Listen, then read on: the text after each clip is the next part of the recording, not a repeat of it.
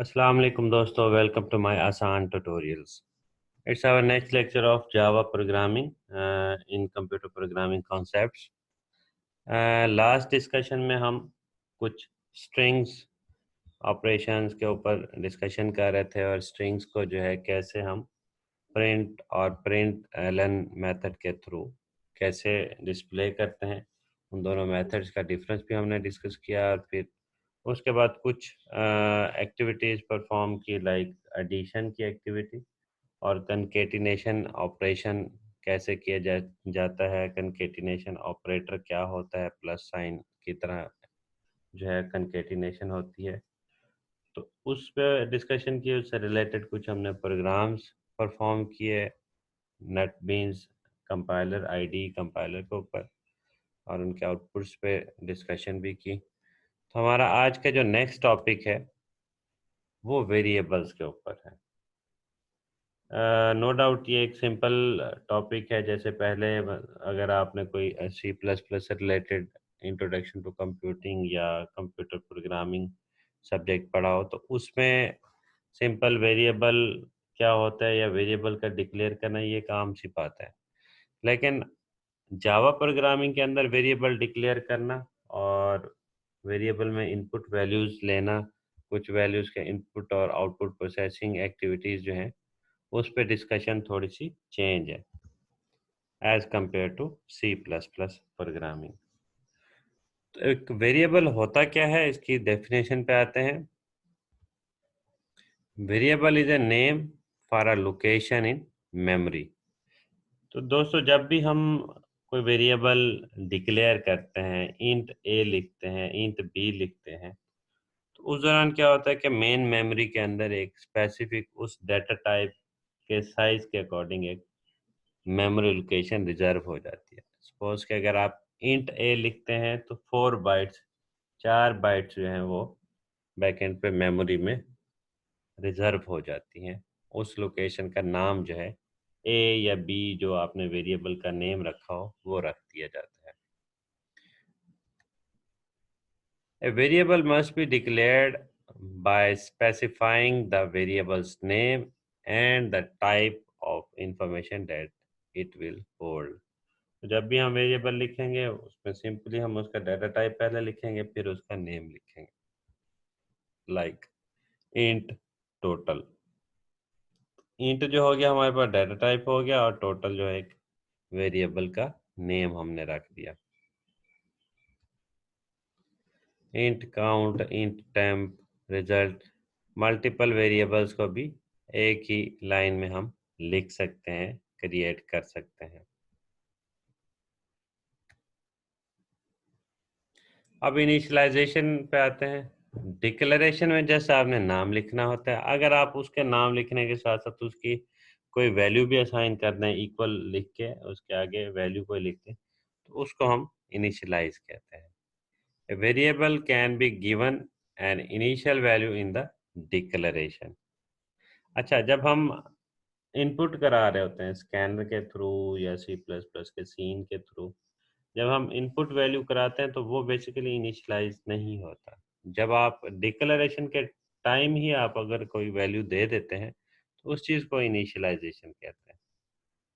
Suppose के जैसे हमने int sum is equal to 0 लिख दिया, और int base is equal to 32, max is equal to 149।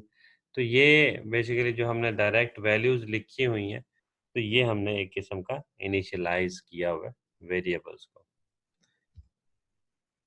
When a variable is referenced in a program, it its current value is used.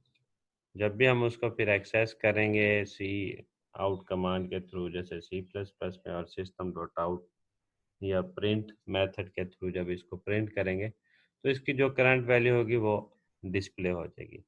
हाँ, अगर हम scanner input के थ्रू कोई variable input कराएं, change करें इसकी वैल्यू, तो वो चेंज भी हो सकती है। नेक्स्ट एक छोटी सी एग्जांपल लेते हैं जावा प्रोग्राम की। उस प्रोग्राम के थ्रू जो है हम परफॉर्म करके देखते हैं कि कैसे ये सारी आउटपुट हमारे पास या वेरिएबल की इनिशियलाइजेशन शो होती है। इस प्रोग्राम को एक नज़र गौर से देख लें, उसके बाद हम इसको कंपाइलर पे परफॉर्म करते हैं। तो दोस्तों चलते हैं कंपाइलर जी के पास। कंपाइलर जी से कहते हैं कि हमें इसकी इनिशियलाइजेशन वाले प्रोग्राम की आउटपुट दिखा दें।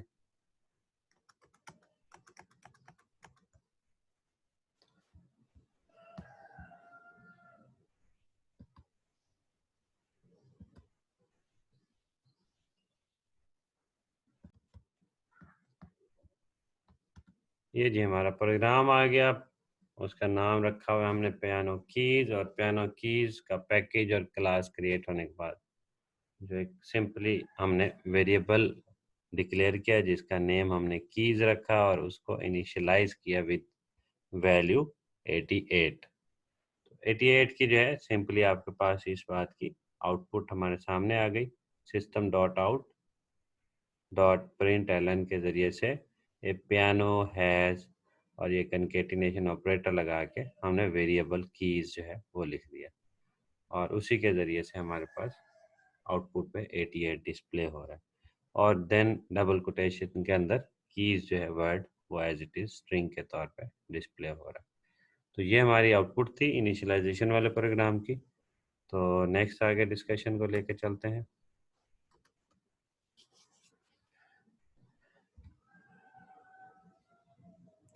नेक्स्ट डिस्कशन है जी असाइनमेंट ऑपरेटर। असाइनमेंट ऑपरेशन कैसे परफॉर्म किया जाता है। An assignment statement changes the value of a variable. अब असाइनमेंट ऑपरेटर बेसिकली मैथमेटिक्स के लिहाज से देखें तो जैसे एक इक्वल ऑपरेटर होता है। The assignment operator is equal sign जो मैथ्स में लिखते हैं, लेकिन प्रोग्रामिंग में याद रखिएगा कि इक्वल साइन जो है वो 2 दफ़ा इक्वल लिखने पे आता है, जो हम मैथ्स में इक्वल किया करते थे। सपोज हमारे पास वेरिएबल है, उसका नेम है टोटल, उसके हम इक्वल लिखते हैं 55। तो ये बेसिकली हम क्या कर रहे होते हैं कि वेरिएबल टोटल को हम एक वैल्यू असाइन कर रहे होते हैं। और ये चीज़ हमेशा आप जहन में रखिएगा कि जब भी दो वेरिएबल्स आप लिखेंगे, सॉरी एक वेरिएबल लिखेंगे उसके सामने वैल्यू लिखेंगे कंप्यूटर प्रोग्रामिंग लैंग्वेज में सी प्लस प्लस या जावा के अंदर, तो हमेशा राइट साइड से जो वैल्यू होगी वो उठ के लेफ्ट साइड वाले वेरिएबल को असाइन हो जाएगी। ये तो हमारे पास कांस्टेंट वैल्यू है, ये तो डायरेक्ट 55 जो है टोटल को असाइन हो रहा है, इसको समझना आसान है। लेकिन अगर हमारे पास कोई वेरिएबल हो के टोटल 1 या total A is equal to total B, तो हमेशा जहन में रखिएगा अगर टोटल बी जो है वो राइट साइड पे है तो टोटल बी की वैल्यू टोटल ए के पास असाइन हो जाएगी। The expression on the right side is evaluated and the result is stored in the variable on the left. जब भी हम सपोज कि हमारे पास a की वैल्यू है 5, b की वैल्यू है 6, अगर हम लिखें a is equal to 5 b, a is equal to लिखें b और b की वैल्यू है 6, तो हमारे पास a की वैल्यू भी 6 हो जाएगी। The value that was in total is overwritten.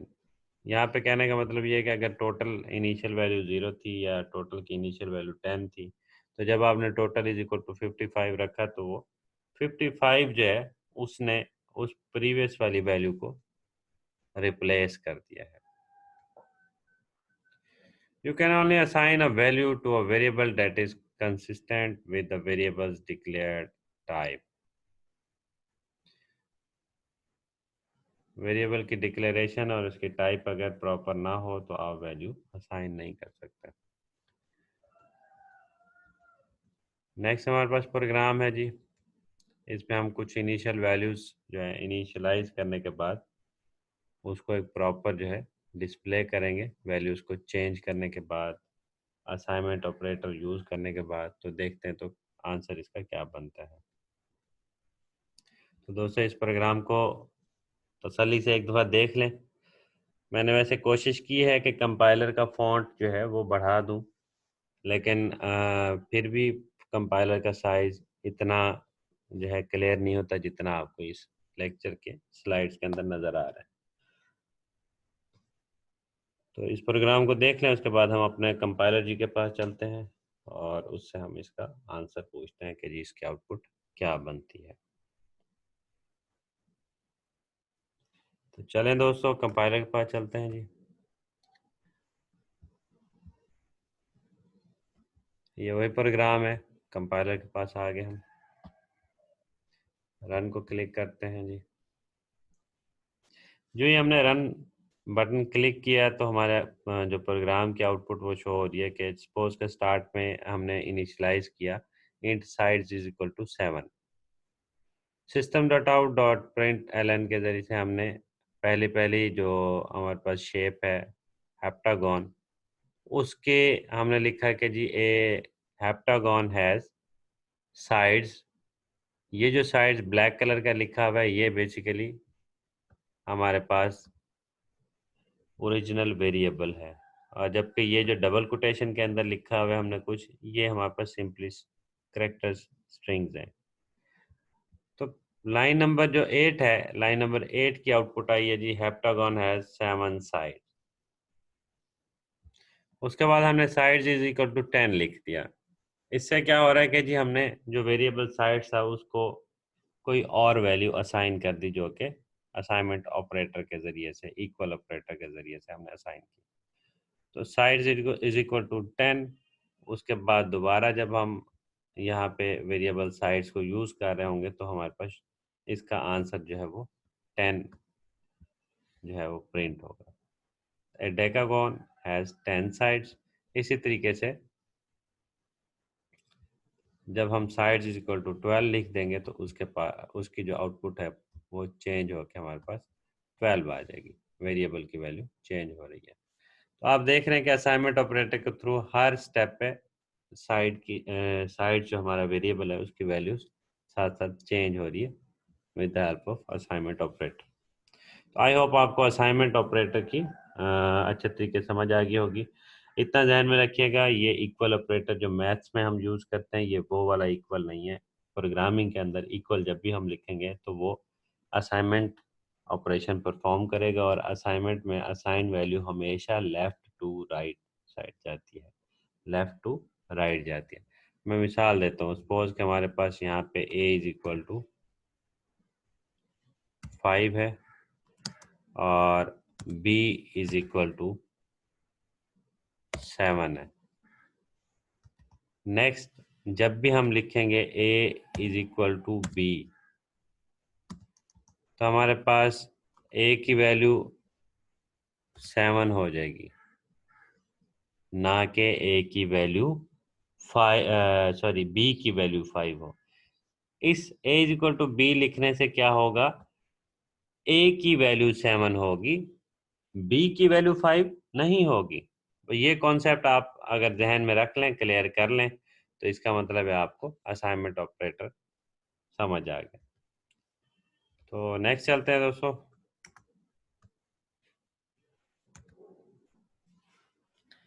Next है जी कांस्टेंट्स क्या होते हैं। A constant is an identifier that is similar to a variable except that it hold the same value during its entire existence. तो variable को तो हम value change करते रहते हैं असाइनमेंट ऑपरेटर के जरिए, लेकिन कांस्टेंट जो है वो खुद चेंज नहीं हो सकता, वो फिक्स वैल्यू होती है। As the name implies, it is constant, not a variable. The compiler will issue an error if you try to change the value of a constant. तो कांस्टेंट को डिक्लेयर करना, const लिख के भी हम declare करते हैं एक इनिशियल वैल्यू, जब किसी भी जो है नंबर को फिक्स कर दें किसी वेरिएबल के साथ तो वो हमेशा कांस्टेंट रहेगा। In Java we use the final modifier to declare a constant. तो इस तरीके से हम लिखते हैं, जैसे सी के अंदर कॉन्स्ट लिखते हैं सी प्लस प्लस में, तो यहाँ पे हम लिखेंगे फाइनल इंट, और वेरिएबल का नेम अगर हमारे पास मिन हाइट है तो इक्वल लिखेंगे 69। तो ये वेरिएबल की वैल्यू हमेशा 69 रहेगी। इसकी वैल्यू इन सीन जैसे करा के वैल्यू चेंज कर लेना, या स्कैनर डॉट इनपुट के ज़रिए से, जो सिस्टम डॉट इनपुट के ज़रिए से जो हम वैल्यू चेंज करना चाहें तो वो चेंज नहीं हो सकती।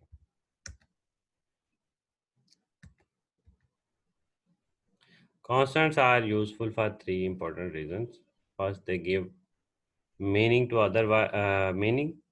otherwise unclear literal value. For example, max load means more than the literal 250. Second, facilitate the program maintenance. If a constant is used in multiple places, its value need only be updated in one place. तो top पे अगर आप जब declare कर रहे हो constant value, एक initial value जो है उसकी डायरेक्ट ही आप असाइन कर रहे हो, तो उस वैल्यू को आप पूरे प्रोग्राम में बार बार यूज़ करते रहें तो वो वेरिएबल जो है फिक्स रहेगा, हमेशा चेंज नहीं होगा। थर्ड जो है बेसिकली ये ना ग्लोबली डिक्लेयर हो जाता है, और ग्लोबली डिक्लेयर करके इसको जो है आप पूरे प्रोग्राम में यूज़ कर सकते हैं। Third, they formally establish that a value should not change, avoiding inadvertent errors by the programmers, by other programmers. Next topic है हमारा जी if else statement. If else statement जो है बेसिकली ऐसी सिचुएशन में यूज़ होता है कि अगर आपके पास कोई सी दो स्टेटमेंट्स हो, उन दो स्टेटमेंट्स में से आप अपनी मर्जी की स्टेटमेंट आउटपुट स्क्रीन पे दिखाना चाह रहे हैं। मीन के प्रिंट एलन दो लिखे हुए, प्रिंट मेथड्स दो लिखे हुए, दो आउटपुट स्ट्रीम्स आपने लिखी हुई हैं, लेकिन कंपाइलर को कहते हैं कि मेरी मर्जी से इन दोनों में से किसी एक को मैं डिस्प्ले पे लाऊंगा। वो डिस्प्ले करने के लिए डिपेंड करे कंडीशन पे, आपकी किस कोई स्पेसिफिक वेरिएबल की वैल्यूज़ वगैरह पे। ये जब एक छोटा सा प्रोग्राम परफॉर्म करेंगे उससे जो है आपको इफ एल्स स्टेटमेंट क्लियर हो जाएगी, अगर आपने पहले कभी इफ एल्स स्टेटमेंट्स नहीं पढ़ी। The if else statement is used to carry out a logical test and then take one of two possible actions depending on the outcome of the test, whether the outcome is true or false. तो एक mathematical expression के through जो है हम condition बनाते हैं और उस कंडीशन के ट्रू या फॉल्स होने को टेस्ट करते हैं, और उसके टेस्ट के रिजल्ट के बिहाफ पे हम स्पेसिफिक जो स्टेटमेंट्स हैं वो डिस्प्ले पे लाते हैं, या फिर अगर डिस्प्ले पे ना भी लानी हो तो उस स्पेसिफिक कंडीशन जो स्टेटमेंट्स हैं उनको एग्जीक्यूट करवाते हैं कंपाइलर के ज़रिए से, और कुछ स्टेटमेंट्स जो है उनको इग्नोर भी करा सकते हैं कंपाइलर के ज़रिए through if else statements. The L's portion of if else statement is optional. आप एल्स लिखें या ना लिखें उसके बगैर भी प्रोग्राम जो है चल जाता है। हाँ, समटाइम क्या है कि आपने एल्स के बाद प्रॉपर एक कंपाउंड स्टेटमेंट बनानी है तो वो आपको ज़रूरी होता है कि आप एल्स लिख लें। Thus, in its simplest general form, the statement can be written as if, then expression, और फिर आप स्टेटमेंट लिखेंगे। The expression must be placed in the parentheses as shown above. In this form, the statement will execute only if the expression has non-zero value. If expression is true, if the expression has a value 0, if the expression is false, then the statement will be ignored. The general form of an if statement which includes the else clause is if expression statement 1 else statement 2. तो ये basically syntax है अगर आप else को भी use करते हैं। तो पिछली स्लाइड पे जो है else के बिना अगर आप if यूज़ करते हैं तो उसका सिंटैक्स था। If the expression has a non-zero value, if expression is true, then statement will be executed, otherwise statement 2 will be executed. तो ये छोटा सा एक प्रोग्राम जब करेंगे तो उससे आपको क्लियर हो जाएगा। तो हम एक एग्जांपल प्रोग्राम लेते हैं जी। उसमें कोई से हमने दो वेरिएबल ले लिए ए और बी, और उन दोनों वेरिएबल्स को वैल्यू असाइन की हमने थ्रू स्कैनर। उसके लिए क्या तरीका होता है, इंपोर्ट java.util.scanner लिखते हैं आप, ये लाइब्रेरी इंपोर्ट करते हैं और इसके साथ ही फिर आप scanner y is equal to new scanner system dot in, और सिस्टम डॉट आउट में आप सिंपली प्रिंट करेंगे आउटपुट स्क्रीन पे इंटर ए, और जो हमारा जो वाई स्कैनर एक बनाया उस वाई डॉट नेक्स्ट इंट के ज़रिए से आप ये ऑब्जेक्ट के ज़रिए से इस मेथड के ज़रिए से आपने क्या करना है, जो y है उसको एक वैल्यू असाइन हो करेंगे, और वो वैल्यू जो है बेसिकली हम वेरिएबल a को दे देंगे। तो y हमारे पास स्कैनर है, इसके अंदर जो वैल्यू इनपुट होगी वो चली जाएगी हमारे वेरिएबल a के पास। तो ये सी प्लस प्लस की निस्बत थोड़ा सा डिफ़िकल्ट या डिफरेंट इसका सिंटैक्स है इनपुट कराने का। इसको थोड़ा गौर से देख लें ताकि इसके बाद प्रोग्राम को कंपाइलर पे एग्जीक्यूट करते हुए आसानी से आपको समझ आ जाए। देन b को अगर इनपुट कराना हो तो देन हम b is equal to y dot next in लिखेंगे। अब आपने देखा कि एक जनरल ऑब्जेक्ट हमने बना लिया, वेरिएबल बना लिया जिसका नाम हमने y रख दिया, और y जो हमें सीन कराने में, मीन के इनपुट वैल्यू कराने में, सिस्टम डॉट इन कराने में हमें हेल्प कर रहा है। और जो भी वैल्यू आप इनपुट कराएंगे वो वैल्यू आप ए के अंदर असाइन कर दें चाहे बी के अंदर असाइन कर दें, जिस वेरिएबल को भी देनी हो वो आप यहाँ पे मेंशन कर सकते हैं। If a less than b, अब ये इफ एल्स कंडीशन की तरह स्टेटमेंट आ गई, कंडीशन आ गई। इफ उसके अंदर एक्सप्रेशन लिखा हुआ है कि ए लेस देन बी, अगर ए बी से स्मॉलर हो तो आउटपुट स्क्रीन पे क्या आ जाए जी, system dot out dot print Elon a is smaller. Else इसकी दूसरी कंडीशन, आई मीन कि अगर कंडीशन फॉल्स हो जाए तो दूसरी स्टेटमेंट आपके पास आउटपुट पे आनी चाहिए, जो क्या है, system dot out dot print ln b is smaller. तो ये आपका प्रोग्राम कंप्लीट हो गया। इसको एक नज़र देख लें, फिर हम कंपाइलर पे जाके इसको एग्जीक्यूट कर लेते हैं।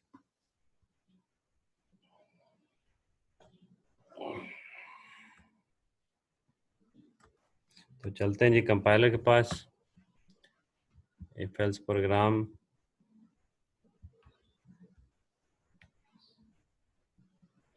एग्जीक्यूट करते हैं। जो ही हमने एग्जीक्यूशन को क्लिक किया तो इंटर ए जो है लाइन नंबर 6 पे जो हमारा जो कोड लिखा हुआ है system dot out dot print ln, उसकी वजह से हमें आउटपुट स्क्रीन पे वो लिख के दे रहा है इंटर ए। उसके बाद जो ब्लिंकिंग कर रहा है ये ब्लिंकिंग कर रहा है बेसिकली लाइन नंबर 7 की वजह से, उस पे क्योंकि हमने y डॉट नेक्स्ट इंट वो लिखा हुआ है। उससे क्या होता है कि हमारे पास एक इंटीजर वैल्यू लेने के लिए वो ब्लिंक कर रहा होता है। सपोज कि मैंने इंटीजर वैल्यू दे दी 67 और उसके बाद इंटर प्रेस कर देते हैं जी, तो कंपाइलर जो है लाइन नंबर 8 पे चला गया। लाइन नंबर 8 पे लिखा हुआ है इंटर बी, कि जी बी की वैल्यू भी आप इनपुट कराएं। और कोड की लाइन नंबर 9 की वजह से ब्लिंकिंग हो रही है। इस ब्लिंकिंग पे हम क्या करेंगे, बी की वैल्यू को सपोज के 44 हमने इंटर कर दी। 44 के इंटर करते ही कंपाइलर चला गया लाइन नंबर 10 पे, उसने कंडीशन चेक की कि ए जो है लेस देन बी है, तो वो कंडीशन फॉल्स हो गई। ए लेस देन बी नहीं था तो वो फिर एल्स पे चला गया। एल्स के बाद जो system dot out dot print ln था उसमें था कि बी स्मॉलर, तो उसने बी स्मॉलर लिख के हमें डिस्प्ले कर दिया। तो दोस्तों आई होप कि आपको ये प्रोग्राम समझ आ गया होगा। तो नेक्स्ट डिस्कशन हमारी नेस्टेड इफ एल्स के ऊपर और स्विच स्टेटमेंट्स के ऊपर है। तो नेक्स्ट ट्यूटोरियल देखने के लिए चैनल को सब्सक्राइब कर लें और बेल आइकन को क्लिक कर दें। Thank you. अल्लाह हाफिज़।